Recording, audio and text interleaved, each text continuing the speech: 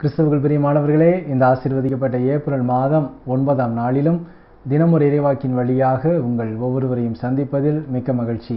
இன்றும் கூட நாம் தியானிக்க இருக்கிற வார்த்தை 1 கொரிந்தியர் 15ஆம் அதிகாரம் 33ஆம் வசனம்.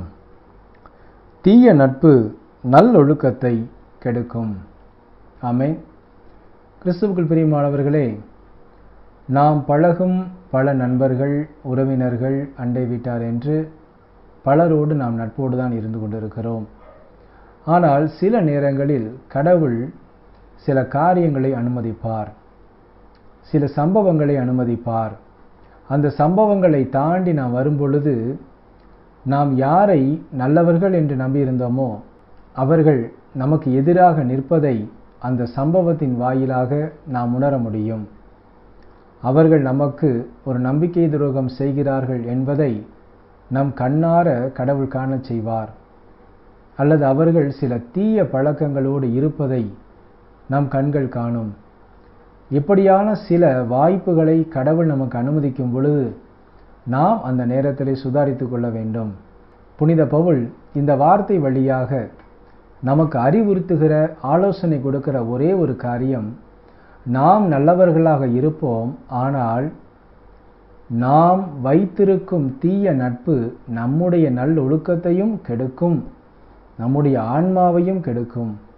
ஆகவே கிறிஸ்துவுக்குள் பிரியமானவர்களே, இதுநாள் வரை அப்படியாக சில தீயவர்கள் என்று நீங்கள் நம்பி, இல்லை அவன் கெட்டவனாய் இருந்தாலும் என்னுடைய நண்பனாய் இருக்கிறான், ஆகவே அவனோடு நான் என்னுடைய நட்புறவை தொடர்ந்து கொண்டுதான் இருப்பேன், ஒரு நாள் அவன் மனம் மாறுவான் என்று நீங்கள் தவறாக புரிந்து கொண்டால், நீங்கள் அவருடைய தீய நட்பிற்கு இணங்கி உங்களுடைய நல்லொழுக்கங்கள் உங்களை விட்டு போகுமே ஒழிய அவர் உங்களோடு இணைந்து நல்லவராக மாறுவது மிகவும் கடினமான ஒரு காரியம்.